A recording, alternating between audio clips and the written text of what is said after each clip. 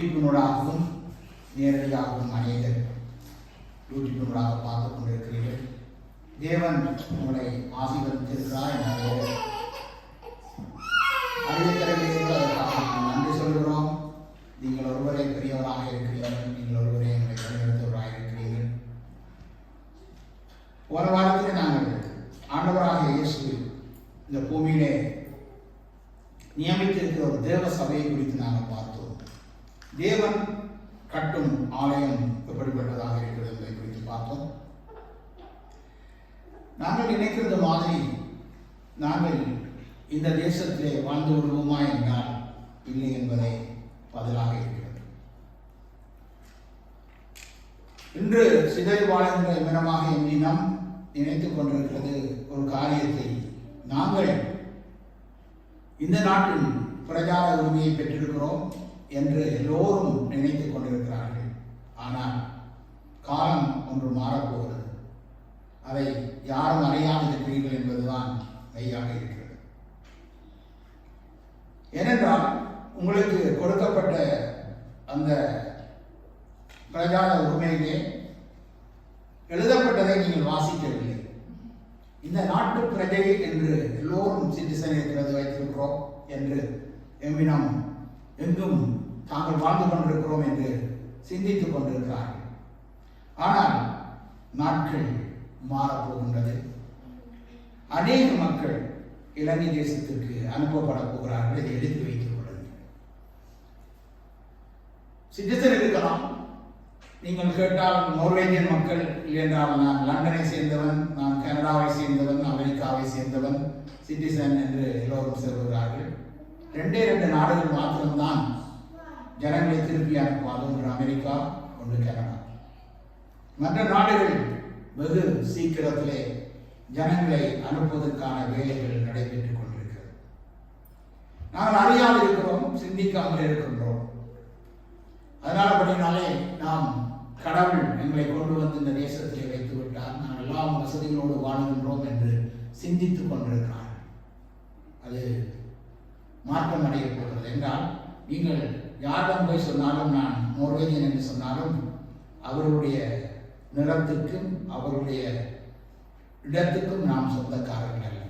இந்த தேசத்திலே நாம் யாருமே அவர்களை தவிர இந்த நாட்டு பிரஜார உண்மையாக பெற்றவர்கள் நோர்வேஜியன் மக்கள் மாத்திரமே. மற்றவர்கள் எல்லோரும் மற்ற நாட்டை சேர்ந்தவர்கள். அவர்கள் சந்ததியாய் வாழ்ந்தாலும் ஒரு நாள் ஒன்று வரும் பொழுது நாங்கள் எல்லோரும் நாட்டை விட்டு கடந்து போக வேண்டிய ஒரு காலம் வரும். அதற்கு முன்பதாக இயேசு தன்னுடைய ஜனங்களை வெளி தேசங்களுக்கு அழைத்து வந்து தம்மை குறித்து அவர் பிரசங்கித்துக் கொண்டு வருகிறார். இதை அவர் உலகம் எங்கும் சொல்லிக் கொண்டு வருகிறார். எல்லோரும் பார்க்கும்போது இவர்கள் ஏதோ புலம்பிக் கொண்டிருக்கிறார்கள் என்று நினைக்கிறார்கள். நிச்சயமல்ல. இதை ஒரு நாள் வரும்போது எல்லோரும் புரிந்து கொள்கிறார்கள். அதற்காக தான் ஆண்டவராகிய தேவன் ஊழியத்திலே மக்களை தேவன் அழைத்த போது இயேசு கிறிஸ்து வனாந்தரத்திலே 40 நாள் தனிமையாகவே இருந்தார். நான் சில வேளைகளிலே யோசிப்பதும் இந்த வனாந்தரமான இந்த இடத்திலே நாங்கள் தனியாக நின்று தேவனை தொழுது கொண்டிருக்கிறோம் என்று நான் சில வேளைகளிலே நினைப்பதும். ஆனால் அன்று 2000 ஆண்டுகளுக்கு முன்பதாக இயேசு கிறிஸ்து வனாந்தரத்திலே தான் 40 நாள் உணவற்றவராக அங்கே அவர் பிசாசோடு போராடி கொண்டிருந்தார். ஒன்று துவக்கம் இருக்கும்போது அதற்கு முடிவு இருக்கிறது. இன்று பார்க்கும்போது இங்கே ஒன்றும் இல்லாதது போல் தோன்றலாம். ஆனால் இதுக்கு ஒரு நாள் வரும். இந்த நாளிலே தேவன் தன்னுடைய ராஜ்யத்தை அவர் கட்டுவார். இன்று 2 விதமான இயேசுவை இந்த பூமி தேடிக்கொண்டிருக்கிறது. ஒரு இயேசுவை தேடுகின்ற ஜனத்தை பார்த்தீர்கள் என்றால் எதையும் செய்து கொண்டு இயேசுவை பின்பற்றலாம் என்று சொல்கின்ற ஒரு கூட்டம். இன்னொன்று பரிசுத்த ஆவியானவர் இந்த பூமியிலே வரும்போது ஆண்டவராக இயேசு சொன்னார், அவர் வரும் பொழுது நீங்கள் பலனடைந்து பூமி எங்கும் நீங்கள் சாட்சிகளாக இருப்பீர்கள். கிறிஸ்துவுக்கு சாட்சிகளாக வாழுகின்ற ஒரு கூட்டம் உண்டு. அதுதான் இயேசுவை பின்பற்றுகின்ற கூட்டம். இன்னொரு கூட்டம் உண்டு. அது இயேசு என்ற இன்னொருவரை பின்பற்றுகின்ற ஒரு கூட்டமாக இருக்கிறது என்று ஆண்டவராக இயேசு இந்த பூமியிலே இருந்தபோது சொன்னார். அதை தான் இன்றைக்கு பரிசுத்த ஆவி வரும் பொழுது முதலாவது அந்த சபையிலே பாவத்தை குறித்து எச்சரிக்கப்படும். பாவத்தை குறித்தும் நீதியை குறித்தும் நியாய தீர்ப்பை குறித்தும் அவர் கண்டித்து உணர்த்துவார். ஒரு பிள்ளை ஒரு பெற்றோர்கள் எப்படி வளர்க்க வேண்டும் என்று நினைக்கிறார்களோ அவ்விதமாகவே ஆண்டவராக தேவனும் தன்னுடைய கட்டுப்பாட்டுக்குள்ளே தான் சொல்லுகிற விதமாக மனிதன் வளர வேண்டும் என்று அவர் விரும்புகிறார். தன்னுடைய பிள்ளைகள் இவ்விதமாக தான் இருக்க வேண்டும் என்று எப்படி பெற்றோர்கள் ஆசைப்படுகிறார்களோ அவ்விதமாகவே இறைவனும் தன்னுடைய பிள்ளைகள் இவ்விதமாக இருக்க வேண்டும் என்று அவர் விரும்புகிறார். அதை இந்த வேதத்திலே எழுதி வைத்திருக்கிறார். இதை வாசிக்க போகிறேன். இன்றைய நாளிலே நாங்கள் ஆண்டவராக இயேசு எழுதிய சுவிசேஷம் இரண்டாவதாக அவர் கொடுத்த வார்த்தைகள், அதை குறித்து நாங்கள் பார்ப்போம். எப்படியாக தேவன் ஒவ்வொரு மனிதனுடைய வாழ்க்கையையும் அழைக்கிறார் என்பதை பார்ப்போம். அதற்கு அவர் என்ன செய்தார் என்பதையும் நாங்கள் பார்க்க போகிறோம். வாசிப்போம். எபேசியரின் புத்தகம் 4ஆம் அதிகாரம் 11ஆம் வசனம்.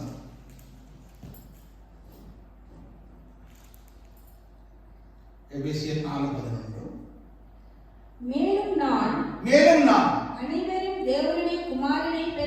நான் அனைவரும் தேவனுடைய குமாரனை பற்றும் விசுவாசத்திலும் அறிவிலும் ஒருமைப்பட்டவர்களாகி கிறிஸ்துவினுடைய நிறைவான வளர்ச்சியின் அளவுக்கு தக்கதாக பூரண புருஷராகும் வரைக்கும். போதும். இங்கே பார்க்கிறோம், மேலும் நாம் அனைவரும் எப்படிப்பட்டவர்களாக இருக்க வேண்டும் என்று தேவன் விரும்புகிறார். நாம் அனைவரும் தேவனுடைய குமாரனை பற்றும் விசுவாசத்திலும் அறிவிலும், விசுவாசத்தை மட்டுமல்ல அறிவிலும் நாம் ஒருமைப்பட்டவர்களாக கிறிஸ்துவுடைய நிறைவான, கிறிஸ்து எப்படி இந்த பூமியிலே வாழ்ந்தாரோ அவ்விதமாக நிறைவான வளர்ச்சியின் அளவுக்கு தக்கதாக பூரண புருஷராகும் வரைக்கும், ஒரு மனிதன் பூரணமாகும் வரைக்கும், எதிலே அறிவிலும், தேவனை அறிகின்ற அறிவிலும் அவன் பூரணமாக வேண்டும் என்று தேவன் விரும்புகிறார். இதுதான் இயேசுவை பின்பற்றுகின்ற தேவ சபை. ஒரு தகப்பன் தாயை பிள்ளைகள் எவ்விதமாக பின்பற்றுகிறார்களோ, இயேசு கிறிஸ்து என்ற ஒரு மெய்யான தேவன் இந்த உலகத்திலே வந்தார். அவர்தான் இந்த உலகத்தை உருவாக்கினார். அவர்தான் இந்த உலகத்தை படைத்தார். அவர்தான் பாவத்தில் இருந்து மனிதனுக்கு மன்னிப்பு கொடுத்தார். பாவத்தில் இருந்து விடுதலை தருவதற்காக இந்த பூமியிலே இறங்கி வந்தார் என்று எவர் ஒருவர் விசுவாசித்து அவர்தான் மெய்யான கடவுள், மெய்யான தெய்வம் இயேசு என்று யார் ஒருவர்கள் அவருடைய வழியிலே போகிறார்களோ அவர்களே அவருடைய பிள்ளைகளாக இருக்கிறார். ஹல்லேலூயா. வேதம் அமிதமாக சொல்லுகிறது, பூரணராகும் வரைக்கும். நாங்கள் வளர்ந்து, பிள்ளைகள் வளர்ந்து 18 வயது வரும்போது அவர்களுக்கு ஒரு அறிவு வருகிறது, அவருக்கு ஒரு ஆற்றல் வருகிறது. அவர்கள் நல்லது கெட்டது எதென்று அறிந்து அந்த நல் பாதையிலே போக வேண்டும் என்று இறைவன் விரும்புகிறார். அதை தாயும் தந்தையும் விரும்புகிறார். ஆனால் தாயும் தந்தையுமாகிய நாங்கள் இறைவனின் வழியிலே போகிறோமா என்பதுதான் முதலாவது கேள்விக்குறியாக இருக்கிறது. நாம் தேவ வழியிலே போகாமல் மற்றவர்களை தேவ வழியிலே வர அழைப்பது மிகவும் தவறானது. சகோதரனே, சகோதரியே, நீங்கள் வேறொரு இயேசுவை பின்பற்றிக் கொண்டிருக்கிறீர்கள். மெய்யான இயேசுவை பின்பற்ற வேண்டுமே ஆனால் எவ்விதமாக நாம் பின்பற்ற வேண்டும் என்று வேதம் சொல்லுகிறதோ அவ்விதமாக பின்பற்றினால்தான் நாம் தேவனை அறிய முடியும், அவரை அடைய முடியும், அவரை அறிகின்ற அறிவிலே நாம் வளர முடியும். ஹல்லேலூயா. ஏதற்காக, இதற்காக தான் தேவன் ஏதோ நாங்கள் நினைத்த வண்ணமாக ஊழியம் செய்ய முடியாது. இறைவன் அழைக்காவிட்டால், இறைவன் ஒரு மனிதனை அழைக்காவிட்டால், நீங்கள் எவ்வளவு வேதம் தெரிந்திருந்தாலும், எவ்வளவு சத்திய வார்த்தைகளை படித்திருந்தாலும், நீங்கள் ஒரு டாக்டராக வேண்டும் என்றால் அதற்கு இந்த நாடு உங்களுக்கு அங்கீகாரம் தர வேண்டும். அதே போலவே இறைவனுடைய வார்த்தையை சொல்லி அந்த வார்த்தையின்படி வாழ்ந்து அந்த வார்த்தையின்படி ஜீவித்து இந்த பூமியிலே அவரை போல நாங்கள் மாறும்படியாக அழைக்கப்பட்டவர்களாக இருக்கிறோம். அப்பொழுதுதான் தேவன் தன்னுடைய ஊழியத்தை நம்முடைய கரத்திலே தருவார். ஹல்லேலூயா. சும்மா ஒரு பிறந்த பிள்ளையை கொண்டு போய் தேவன் தன்னுடைய ராஜ்யத்தை கொடுப்பதில்லை. அழைக்கும் போது தேவன் விதமாக அழைக்கிறார். ஏன் அழைக்கிறார்? எதற்காக அழைக்கிறார்? யாரை அழைத்திருக்கிறார்? வேதம் சொல்லுகிறதை முதலாவது அறிந்து வேதம் சொல்லாதது ஒன்றை நாம் சொல்லிக் கொண்டிருக்கிறோம். நாம் வேறொரு கிறிஸ்துவை, இந்த உலகம் முழுவதும் அநேக கிறிஸ்துவர்கள் இருக்கிறார்கள். ஆனால் இயேசு கிறிஸ்துவாக மெய்யான தேவனை பின்பற்றுகிறவர்கள் இப்படித்தான் இருப்பார்கள் என்று வேதம் சொல்கிறது. ஹல்லேலூயா. அதை இயேசுவே சொல்லி இருக்கிறார். இயேசு வெளிப்படுத்தின இந்த சத்தியத்தை நான் உங்களோடு கூட பேசிக் கொண்டிருக்கிறேன். ஹல்லேலூயா.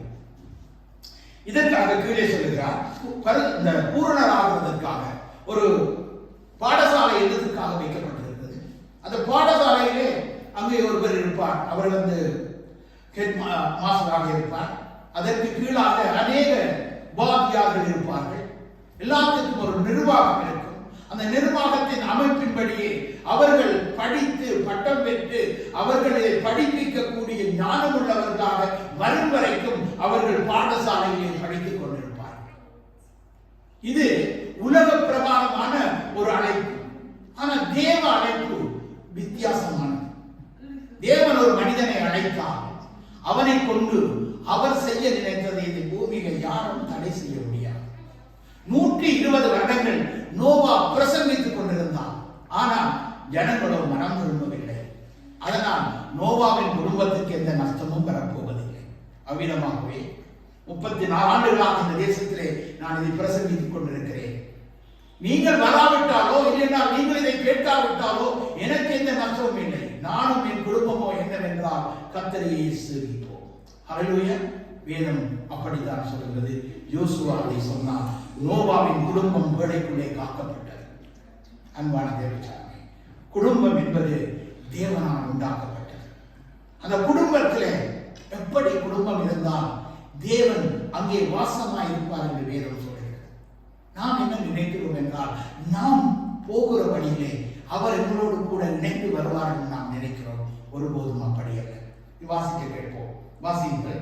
பரிசுத்தவான்கள் சீர்பொருந்தும் பொருட்டு சுவிசேஷ ஊழியத்தின் வேலைக்காகவும் கிறிஸ்துவின் சரீரமாகிய சபையான பக்தி விருத்தி அடைவதற்காகவும் பரிசுத்தவான்கள் என்றால் யார்? தேவனால் தெரிந்து கொள்ளப்பட்டவர்கள். தேவனால் தெரிந்து கொள்ளப்பட்டு பிதா குமாரன் பரிசுத்தாவியின் நாமத்தினாலே ஞானஸ்நானம் பெற்று அவரே மெய்யான கர்த்தர் என்று யார் ஒருவர் விசுவாசிக்கிறார்களோ அவர்கள் பரிசுத்தவான்கள் என்று இந்த வேதம் சொல்லுகிறது. எப்படி அவர்கள் பரிசுத்தவான்கள்?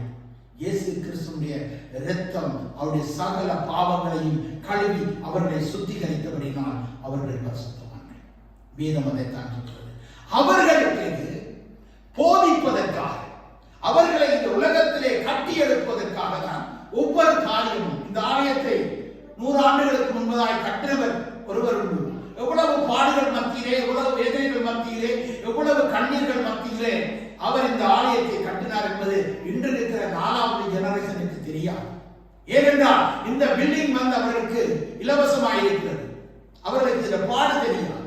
இதை கட்டுபவர் கட்டும் போது எவ்வளவு கஷ்டப்பட்டு இதை கட்டினார் என்பதை அவர்கள் அறிய முடியும். என்றால் 4வது ஜெனரேஷன் விட்டது. இங்கே ஒரு இடம் இருக்கிறது. அவர்கள் இதுக்கு கொஞ்சம் அலங்காரமான விளக்குகளை போட்டு இங்கே அவர்களை கொஞ்சம் திருத்தி இதிலே அவர்கள் ஆராதித்துக் கொண்டிருக்கிறார்கள். இந்த நேரத்துக்கு சொந்தக்காரன் இவர்கள் அல்ல, இவருடைய மூதோதையர். இப்படித்தான் தேவராட்சியம் கட்டப்படுகிறது. ஆனால் அந்த நேரத்தில் எவ்வளவு கஷ்டப்பட்டு கட்டினார்கள் என்பதை குறித்து இங்கே புத்தகமாக வெளியிட்டிருக்கிறார். ஹல்லேலூயா. இப்படித்தான் ஒவ்வொரு மனிதனும் தன்னுடைய பாதையிலே இறைவனை காண்பிக்கும்படியாக கட்டினார். தேவாலயம் என்பது ஜெபக்கூடம். இதிலே தேவன் இங்கே வாசம் பண்ணுவதில்லை என்றால் இது ஜெபக்கூடம். நாம் கூடி வருகின்ற இடம். படிக்க ஒரு பாடசாலை வேண்டும். ஆண்டவரை கற்றுக்கொள்ள ஒரு இடம் வேண்டும். அந்த இடம்தான் இதே தவிர இது தேவனுடைய ஆலயம் கிடையாது. இங்கே தேவன் உட்கார்ந்து இருக்கிறோம். நாங்களே மாளிகையிலே பஞ்சு மெத்தையிலே படுத்துக் கொண்டிருக்கும் போது இறைவன் மாத்திரம் இதிலே படுத்துக் கொண்டிருப்பார் என்று நினைப்பது தவறு சகோதரா. ஹல்லேலூயா. அன்பான தேவச்சனமே, இறைவனை நீங்கள் எவ்விதமாக காண்கிறீர்கள்? அவரை சாதாரணமான ஒரு மனிதனாக காண்கிறீர்களா? இல்லை உங்களை பெற்ற தகப்பனை எவ்வளவு கனம் பண்ணுகிறீர்கள்? ஆனால் இறைவனாகிய தேவனை எவ்வளவு கனம் பண்ணுகிறீர்கள் என்பதை நீங்கள் ஒவ்வொருவரும் நிதானித்தறியும்படியாய் நான் விரும்புகிறேன். அப்போ பக்தி விருத்தி அடைவதற்காக, பக்தி விருத்தி என்பது தேவனை அறிகின்ற அறிவை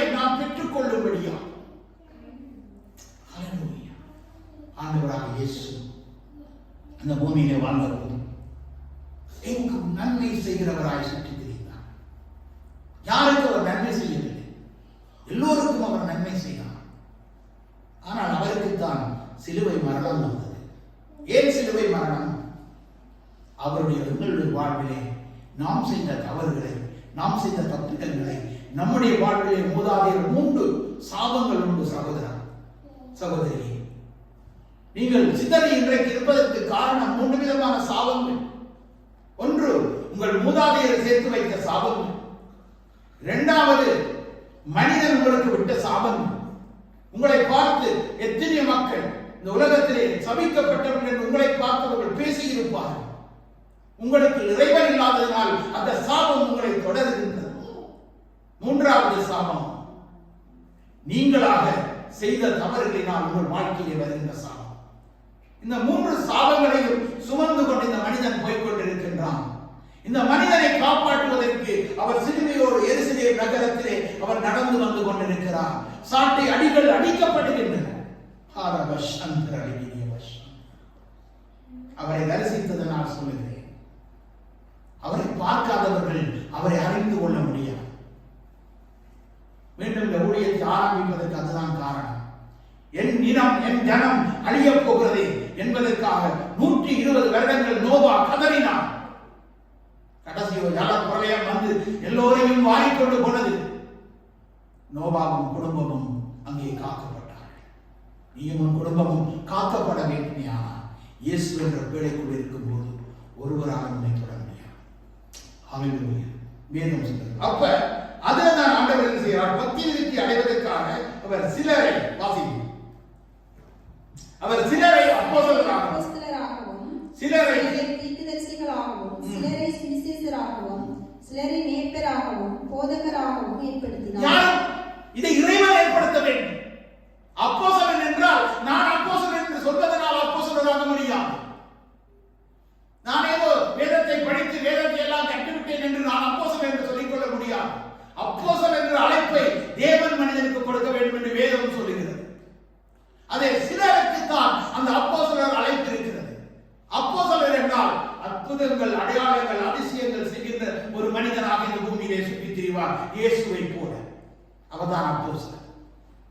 எல்லோரும் அப்போஸ்தலர் என்று சொல்லலாம். இன்றைய வெறிகள் கூட இவ்வளவு கோடிக்கணக்கான மக்களுக்கான சுவிசேஷத்தை பிரசங்கித்த அந்த வெறியின் அறிக்கை விடுகிறார்கள். அனுப்பியிருக்கிறேன் எல்லோருக்கும். நான் இதுவரையும் ஆண்டவர் சொல்லாததை செய்திருக்கிறேன், பொய்யை சொல்லி இருக்கிறேன், பணத்தை கொண்டு வந்து போடுங்கள் என்று சொல்லி இருக்கிறேன், ஜனங்களை ஏமாற்றி இருக்கிறேன், என்னை மன்னித்துக் கொள்ளுங்கள் என்று சொல்லுகிறார். அமெரிக்காவிலே பெனிகின் தட்டி பாருங்கள் டிவி. ஹல்லேலூயா. அவர் வேறொரு இயேசுவை இந்த உலகத்துக்கு காண்பித்தார். மெய்யான இயேசுவை இந்த உலகத்துக்கு காண்பிப்பது இலகுவான காரியம் அல்ல. ஏனென்றால் அந்த தெரிந்து கொள்ளுதல், அப்போஸ்தலர் என்ற அந்த தெரிந்து கொள்ளுதலை ஆண்டவராகிய தேவன் தெரிந்து கொண்ட ஒரு மனிதனால் தான் அதை செய்ய முடியும். வேற ஒருவராலும் செய்ய முடியாது. நீங்கள் நினைத்தவுடனே டாக்டராக முடியாது. அதற்கென்று ஒரு படிப்பு இருக்கிறது. நீ நினைத்தவுடனே ஒரு என்ஜினியர் ஆக முடியாது. நீ நினைத்தவுடனே ஒரு நர்ஸ் ஆக முடியாது. நீ படிக்க வேண்டும். அதற்கு படித்து இந்த நாட்டின் அங்கீகாரம் பெற்றால் வழிய உங்களால் அது செய்ய முடியும். அதே விதமாக வானத்தையும் பூமியையும் அண்ட சராசரங்களையும் படைத்த கர்த்தர் ஒரு மனிதனை தெரிந்து கொண்டால் அந்த மனிதன் மூலமாக இந்த உலகத்தை அசைப்பதற்கு அவரால் முடியும். ஹல்லேலூயா. 10 வருடங்கள் பொறுமையாக காத்திருந்து எதற்காக? ஒரு பாவம் என் வாழ்க்கையை திசை திருப்பி போட்டு விட்டது. சகோதரா, ஆண்டவர் மெய்யான கர்த்தர், ஒரு மெய்யான கடவுள். அதனால் நாங்கள் உழவு இடத்திலே வந்திருந்து நாம் ஆண்டவரை பற்றி சொல்லிக் கொண்டிருக்கிறோம். ஹல்லேலூயா. அதற்காக போதகர் என்றால் யார்? அவைத்தான் இங்கே வேதம் சொல்லுகிறது. மேய்ப்பர் என்று சொன்னால் பாஸ்டர் என்று 2 இடத்திலே இந்த புதிய ஏற்பாட்டிலே வருகிறது. ஒன்று யாக்கோபிலே, ஒன்று இந்த எபேசியர் புத்தகத்திலே.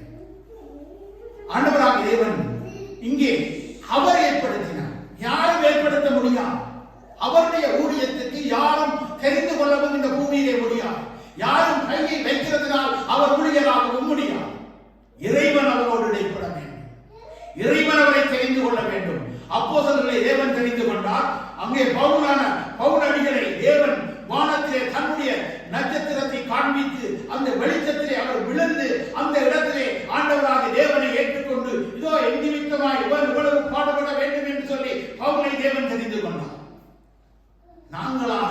ஒன்றை ஏற்படுத்திக் கொண்டு நாம் தான் கடவுளுடைய பிள்ளைகள் என்று சொல்லிக் கொண்டு ஏமாற்றிக் கொண்டு வாழ்வதற்கு தேவன் அழைக்கவில்லை சொல்கிறார். இன்றைக்கு அறியாமையினாலே தேவ ஜனங்கள் சங்காரமாகிறார். அறியாமையினாலே வேறொரு இயேசுவை காண்பிக்கிறார். பணத்துக்காகவும் பொருளுக்காகவும் தேடுகின்ற ஒரு இயேசுவை காண்பிக்கிறார். ஆனால் என் இயேசுவோ இந்த பூமியிலே வந்தபோது தன்னுடைய பணத்தை வரியை கட்டுவதற்கு பணம் கேட்ட போது மீனின் வாயிலிருந்து அங்கே காசை எடுத்து அதை ராஜனுக்குள்ளதை ராஜனுக்கும் இறைவனுக்குள்ளதை இறைவனுக்கும் கொடு என்று சொன்னார். எங்களை நாங்கள் பிறந்த போது நிர்வாணிகளாக இந்த பூமியில் பிறந்தோம். எங்களை உடுத்துவித்து எங்களை மகிமைப்படுத்தி எங்களை இந்த பூமியிலே காத்தவர் யார்? தாய் தந்தை கூட எங்களை காட்ட முடியாது. இன்றைக்கு இருக்கிற அனைவருடைய தாய் தந்தைகள் இல்லை இந்த பூமியில். எங்கே அன்பான தேவஜனமே, சிட்டிசன் என்று சொல்லிக்கொண்டு நீங்கள் ஆண்டவரை அறியாது இருப்பதற்கு எனக்கு மனமில்லை. அதனால் நான் குழம்பிக் கொண்டிருக்கிறோம். ஹல்லேலூயா. ஏனென்றால் இந்த நாட்டில் நீங்கள் எங்க போனாலும் உங்களுடைய வாழ்க்கையில உங்களுடைய கலரையோ உங்களுடைய சிந்தனையோ யாரும் மாற்ற முடியாது. நீங்கள் இங்கே எவ்வளவுதான் ஆளுகை செய்தார்கள் சொன்னார்கள், லண்டனை ஆளை வந்து விட்டான் ஒரு இந்தியன் என்று 1.5 வருடத்திலே தூக்கி போட்டு விட்டார்கள். ஹல்லேலூயா. அன்பான தேவஜனமே, நாங்கள் அன்றும் சரி என்றும் 34 வருடங்களாக ஆண்டவராக இயேசுவை பிரசங்கித்துக் கொண்டிருக்கிறேன். ஏன் பிரசங்கித்துக் கொண்டிருக்கிறேன்? அவர் என்னை ரட்சித்தார், அவர் உயிரோடு இருக்கிறார், அவர் ஜீவிக்கிறார், அவரால் எல்லாம் செய்ய முடியும் என்று எனக்கு தெரியும். ஹல்லேலூயா. அவரை அடைவது மிக இலகுவான காரியம். அது உங்கள் உள்ளத்திலே வர வேண்டும் என்ற வேதம் சொல்லுகிறது. ஆத்துமா வாழ்வது போல் எல்லாவற்றிலும் வாழ்ந்து சுகமாயிரும் மகளே மகனே. இந்த ஆத்துமா எப்படி வாழ்கிறதோ அப்படித்தான் நீ வாழ முடியும். ஏனென்றால் உள்ளத்தின் நிறைவினாலே வாய் பேசும் என்று வேதம் சொல்லுகிறது. வாசிப்போம். அப்ப அவர் ஏற்படுத்துகிறார். யார் ஏற்படுத்துகிறார்? அவர் ஏற்படுத்துகிறார். ஆண்டவராக இயேசு கிறிஸ்து மேய்ப்பராக சிலர் மேய்ப்பராக நாங்கள் ஏற்படுத்த முடியும். அசிஸ்டன்ட் பாத்தர், அந்த பாத்தர், இந்த பாத்தர், இதெல்லாம் நாம் ஏற்படுத்த முடியாது. இதெல்லாம் நாம் மனிதர்கள் நாங்கள் செய்ய பார்க்கிறோம். அதற்கென்று தேவன் ஒரு ஒழுங்கு வைத்திருக்கிறார். வேதத்தில் அறியாதவர்கள் அவர்களை பின்பற்றி போய் கொண்டிருக்கிறார். ஹல்லேலூயா. அதனால் நான் யாரையும் நான் பின்பற்றி வரவில்லை. இந்த தேசத்துக்கு வந்த போது நானாக இப்படி ஒரு 2 பேர் தான் சபையை இந்த தேசத்திலே கொண்டு வந்தேன். நான் யாரும் எனக்கு வழிகாட்டவில்லை. 2 பேர் எனக்கு சுவிசேஷத்தை சொன்னார்கள். அதிலே நான் இயேசுவை ஏற்றுக்கொண்டு வில்சன் வீட்டு பகுதியிலே வந்து நானாக ஞானஸ்தானம் பெற்று நானாக பரிசுத்த ஆவியானவரை கேட்டு பெற்று அவரோடு கூட நான் படித்து படித்து படித்து அவரோடு கூட இடைப்பட்டுத்தான் உங்களோடு நான் பேசிக்கொள்கிறேன். யாரும் எனக்கு போதகராக இல்லை. எனக்கு போதகராக இருந்தவர் ஆண்டவராக இயேசு. ஹல்லேலூயா. அதனால் தான் தைரியமாக சொல்லுகிறேன். ஹல்லேலூயா. வாசிங்கள் 14. நாமினி குழந்தைகளாய் இராமல். கவனியுங்கள். நாங்கள் இருவர் குழந்தைகள். குழந்தைகளுக்கு தெரியாது. என்ன தெரியாது? நல்லது கெட்டது எதென்று அவர்களுக்கு தெரியாது. அவர்களுக்கு நாங்கள் படிப்பிக்க வேண்டும், அவர்களுக்கு சொல்லிக் கொடுக்க வேண்டும், கற்றுக் கொடுக்க வேண்டும். அதற்காக அவர் சொல்லுகிறார், நீங்கள் குழந்தைகளாய் இராமல் மனுஷருடைய நாமினி குழந்தைகளாய் இராமல் மனுஷனுடைய சூதும் வஞ்சிக்கிறதுக்கு ஏதுவான தந்திரமும் உள்ள போதகமாகிய பலவித காற்றினாலே அலைகளைப் போல அடிபட்டு அலைக்கிறவர்களாய் இராமல். இப்ப என்ன சொல்லப்படுகிறது? மனுஷனுடைய சூதும் வஞ்சிக்கிறதுக்கு ஏதுவான தந்திரம் உள்ள போதகமாகிய பலவிதமான அலைகள் வந்து கொண்டிருக்கிறது. அந்த அலைகள் ஒருபோதும் மொழிந்து போய்வதில்லை. அது வந்து போய்கொண்டே இருக்கும். அவ்விதமாக கிறிஸ்துவனுடைய ராஜ்யமும் வந்து போய்கொண்டிருக்கிற ராஜ்யம் அல்ல. அது என்றும் ஸ்தாபிக்கப்பட வேண்டியது, என்றும் நிலைநிறுத்தப்பட வேண்டியது, என்றைக்கும் ஜீவிக்கிற ஒரு கடவுளாக அவர் இருக்கிறார். ஏதோ இன்றைக்கு ஒரு சபையை துவங்குகிறோம், அதை 4 பேரை கொண்டு போய் அதை பாசராக்குறோம், ஆளாக்குறோம், இதாக்குறோம் என்று எல்லாம் ஆக்குவதல்ல தேவராட்சியம். தேவராட்சியம் என்பது அவரால் ஸ்தாபிக்கப்பட வேண்டும். அவர் நிலைநிறுத்துகிற ராட்சியம். இந்த சபையில இன்றைக்கு 100 பேர் இருக்கிறார்கள். இந்த தேசம் முழுவதும் 4 கோடிக்கு மேற்பட்ட மக்கள் வாழ்கிறார்கள். எங்கே மற்ற மக்கள்? ஏன் வரவில்லை? தாகம் இல்லை. இதை சுற்றி தமிழ் மக்கள் வாழ்கிறார்கள் இல்லை. இதை சுற்றி நோர்வேஜியன் மக்கள் வாழ்ந்து கொண்டிருக்கிறார். அந்த இடத்திலோ இந்த ஞாயிறு ஆராதனை இல்லை. ஏன் இல்லை? அதற்கு லீவு கொடுத்து விட்டார். கடவுளுக்கு லீவு கொடுப்பதுதான் இந்த தேசத்தின் வழக்கமாக மாறிவிட்டது. 4 தலைமுறைக்கு முதல் இந்த சபையை கட்டினவர் ஒவ்வொரு ஞாயிறும் இந்த இடத்திலே ஆராதனை நடந்து கொண்டிருக்கிறது. ஜனங்கள் திரளாய் பெருகிக் கொண்டிருந்தார். இன்றைக்கு அந்த பெருக்கம் இல்லை. காரணம் என்ன? பிள்ளைகளை நடக்க வேண்டிய வழியிலே பெற்றோர்களை நடத்தவில்லை. அதனால்படினாலே வேதம் சொல்லுகிறதை நான் சொல்லுகிறேன். அன்புடன்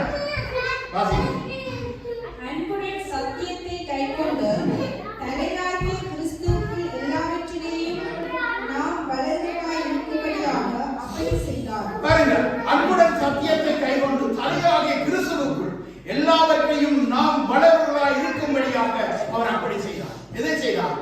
அப்போஸ்தலர்கள், தீர்க்கதரிசிகள், போதகர்கள், மேய்ப்பர்களை அவர் ஏற்படுத்தினார். ஏன்?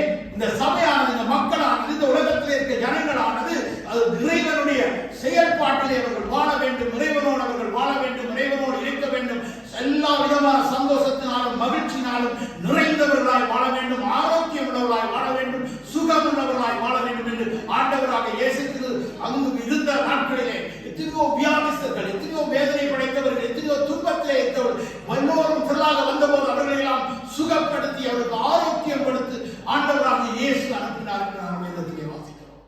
இன்னைக்கு போற சபையிலே நடக்கிறதா? அங்கே அப்போஸ்தலர்கள் இருக்கிறார்கள். அப்போஸ்தலருடைய அற்புத அடையாளம் நடக்கிறதா? ஹல்லேலூயா. அன்பான ஆண்டவர் உங்களோடு கூட இருப்பார். ஹல்லேலூயா.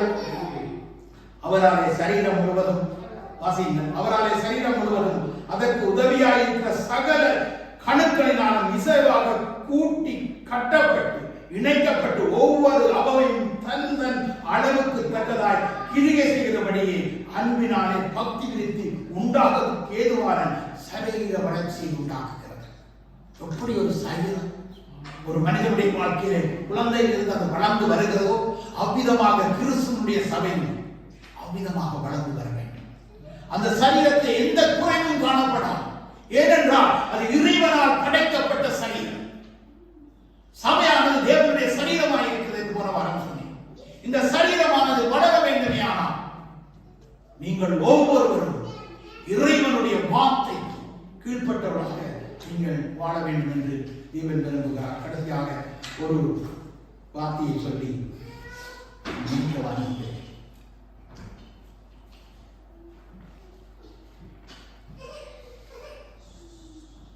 தீர்த்தூர் புத்தகத்திலே 16 அவர்கள் தேவனை அறிந்திருக்கிறோம் என்று அறிக்கை பண்ணுகிறார்கள். நான் இயேசுவை அறிந்திருக்கிறேன், இயேசு எனக்கு தெரியும் என்று அறிக்கை பண்ணுகிறார்கள். கிரிகையினாலோ அவரை மறுதலிக்கிறார்கள். கிரிகை வாழ்க்கையிலே இயேசு இயேசு இயேசு இயேசு இயேசு என்று ஓடுகிறார்கள். ஆனால் சொந்த வாழ்க்கையிலே இயேசு இல்லை. வேதம் சொல்லுகிறது, வடிவாய் சொல்லுகிறது, ஒருவன் தன் குடும்பத்தை நடத்த தெரியாவிட்டால் அவன் சபையை நடத்தக்கூடாது. இந்த வேதத்தை எடுத்து சொல்லவே கூடாது. இந்த வேதம் சொல்லுகிறது. நான் 10 வருஷம் சொல்லாமல் இருந்தது காரணம் அதுதான். ஹல்லேலூயா. ஏனென்றால் அறிக்கை பண்ணுகிறார்கள், கிரிகையினால் அவரை மறுதலிக்கிறார்கள். அவர்கள் அருவருக்கப்படத்தக்கவர்களும் கீழ்ப்படியாதவர்களும் எந்த நற்கிரியை செய்ய ஆகாதவர்களுமாயிருக்கிறார்கள். ஹல்லேலூயா. ஏனென்றால் நீயோ ஆரோக்கியமான உபதேசத்துக்கு ஏற்ற வேண்டிய பேசு, ஆரோக்கியமான வார்த்தை. சும்மா இயேசு இயேசு இயேசு என்று சொல்வதனால் இயேசு வருவதில்லை. இயேசுவை பற்றி உலகம் எல்லாம் சொல்வதனால் இயேசு வருவதில்லை. இயேசுவை போன்ற வாழ்க்கை வாழ்வதற்கு நீ ஆயத்தமுள்ளவனாக இருக்கிறாய் என்பதுதான் முதலாவது கேள்வியாக. ஹல்லேலூயா.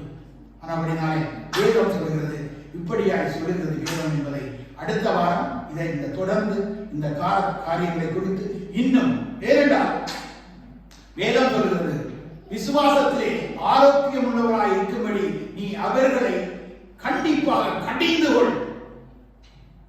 என்றே காலையில் கூட தோன்றும், சும்மா இயேசு இயேசு இயேசு என்று சொல்லி எத்தனையோ காரியங்களை சொல்லிக் கொண்டிருக்கிறார்.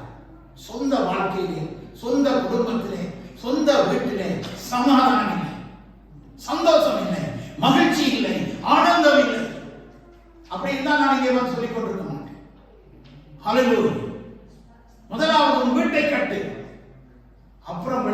சொல்லு. இதைத்தான் வேதம் சொல்கிறது. வாசித்து பாருங்கள், தீர்க்க புத்தகத்தை வாசித்து பாருங்கள். எவ்விதமாக இருக்க வேண்டும், எவ்விதமாக வாழ வேண்டும், வாழ்ந்து கொண்டு இயேசுவை பற்றி சொல்ல வேண்டும் என்று வேதம் சொல்லுகிறது. முதல் குடும்பம், திரும்ப திரும்ப சொல்லுகிறேன், முதலாவது குடும்பம். உன்னுடைய குடும்ப வாழ்க்கையை கட்டு, உன் பிள்ளைகளுடைய வாழ்க்கையை நேர்த்தியாக நடத்திப்பார். பிறகு வந்து இயேசுவை பற்றி சொல்லு. ஹல்லேலூயா.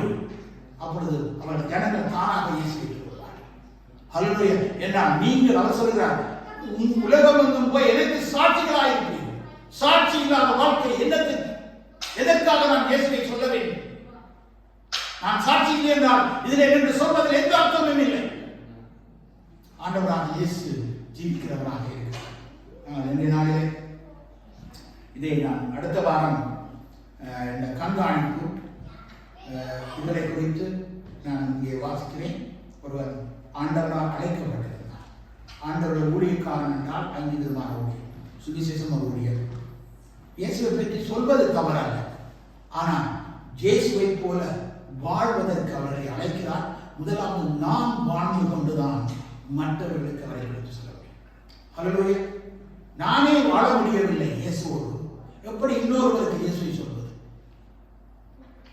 சரியா? அன்பான தேவஜனமே, நீ வேறொரு இயேசுவை பின்பற்றாது, மெய்யான இயேசுவை பின்பற்று என்று நாளிலே சொல்லுகிறேன். அடுத்த வாரம் நான் சொல்லுகிறேன், இந்த தேசத்திலிருந்து பல தேசங்களிலிருந்து எங்கள் இனத்தவர்கள் உங்களுடைய சிட்டிசனை சரியாக வாசியுங்கள், அதில் எழுதப்பட்டதை வாசியுங்கள். எந்த நேரத்திலும் எப்பொழுதும் உங்களை இந்த நாட்டிலிருந்து திருப்பி அனுப்புவதற்கு இந்த நாட்டுக்கு சகல அதிகாரம் மறந்துவிடாது.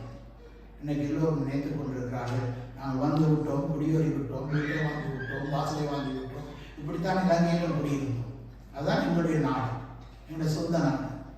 அந்த நாட்டிலிருந்தே நாங்கள் அனாதைகளாக இருக்கிறோம். இந்த நாட்டிலிருந்து இவர்கள் திரட்ட மாட்டார்கள் என்பதற்கு நீங்கள் பிள்ளையோடு கொஞ்சம் வாசித்து பாருங்கள், கதைத்து பாருங்கள். ஸ்கூலில் படிக்கிறாங்க, வித்தியாசம் இருக்கிறது. ஹல்லேலூயா. அவர்கள் மிகுந்த கஷ்டத்துக்குள்ளாக தான் இந்த தேசத்திலே இந்த பிள்ளைகள் படித்துக் கொண்டிருக்கிறார்கள். மறந்து விடாது சகோதரி. சொந்த நாட்டிலேயே உங்களுக்கு ஒரு காரியம் இல்லை என்றால் இந்த நாட்டிலே உங்களுக்கு நல்ல உயர்ந்த பதவியில் இருக்கிற எல்லாரும் சொல்வார்கள். இவர்களுக்கு ஒரு நாளும் ஒருபோதும் ஒரு கிறிஸ்தவ சமுதாயமாக இருந்தாலும் சரி, இந்த சபைக்கு என்னை பாசராக இவர்கள் அங்கீகரிக்க மாட்டார். வடிவாய் யோசி, இவர்கள் கிறிஸ்துவுக்குள் வாழ்கிறார்களா? ஒரே விதமாய் நேசிக்கிறார்களா? ஒரே விதமாய் சிந்திக்கிறார்களா? ஒரே அன்பு இருக்கிறதா? கிறிஸ்துவின் அன்பு காணப்படலாம். சற்று சிந்தியுங்கள், அப்பொழுது உங்களுக்கு தெரியும். அப்பொழுது தெரியும் உங்களுக்கு இந்த அனுபவம். 34 வருடங்கள் நான் இந்த தேசத்தில் ஊழியம் செய்கிறேன். ஒருபோதும் ஒரு நாளும் அவர்கள் தங்களிடத்தில் எங்களை வைத்து பார்த்ததே இல்லை. நானும் கிறிஸ்துவை சொல்கிறேன், அவர்களும் கிறிஸ்துவை சொல்கிறார்கள். மறந்து விடாதீர்கள் அன்பான தேவஜனமே. ஏனென்றால் நாங்கள் வாழுகின்ற நாடு அந்நிய தேசம். இந்த தேசத்திலே உங்களோட பிள்ளைகள் ஒருவரை மற்ற அவர்களோடு இணைந்திருக்கலாம். எதிர்காலத்தில் என்ன நடக்கும் என்பது யாருக்கும் தெரியாது. ஹல்லேலூயா. அதனால் அப்படினாலே தொடர்ந்தும் ஆண்டவராக இயேசு எங்களுக்கு ஒரு தேசம் வைத்திருக்கிறார். எங்களுக்கு உங்கள் நாட்டு மக்களுக்கு ஒரு இடம் வைத்திருக்கிறார். அந்த இடத்திற்கு நாங்கள் இயேசுவை உலகம் எங்கும் இருக்கின்ற எம்மினமாகிய தமிழினம் இயேசுவை தேடினால் எங்கள் தேசத்திலே எங்களுக்கு சுதந்திரம், எங்களுக்கு விடுதலை, எங்களுக்கு சமாதானம் நிச்சயமாக இந்த இயேசுவாக கிடைக்கும். இதில் எந்த துளியிலும் எனக்கு நம்பிக்கை இல்லாமல் என் காலத்துக்குள் அதை பார்க்க வேண்டும் என்று நான் வாஞ்சிக்கிறேன். ஆண்டவராக இயேசுவோடு இருக்கிறார். இயேசுவின் நாமம் மகிமைப்படுகிறார். ஆமென். சொல்வோம், என் ஆத்மாவே கர்த்தரை சோதரி, என் முழு உள்ளமையுடைய பரிசுத்த நாமத்தை சோதரி. என் ஆத்மாவே கர்த்தரையே சோதரி, அவர் செய்த சகல உபகாரங்களையும் நன்மைகளையும் ஒருபோதும் மாறுவார். ஏனென்றால் என் அக்கிரமங்களை எல்லாம் அவர் மன்னித்தார், என் நோய்களை எல்லாம் அவர் குணமாக்கினார், என்னை அழிவுக்கு விலக்கி மீட்டார், கிருபையினாலும் இரக்கங்களினாலும் முடிசூட்டினார், நன்மையினால் என் வாயை திருப்தியாக்கினார், கழுகுக்கு சமமாக என்னுடைய வயதை அவர் வாழ வைத்தாய் மாற்றுகிறார். அந்த பிதாவுடைய அன்பும் தேவகுமாருடைய கிருபையும் பரிசுத்த ஆவியாருடைய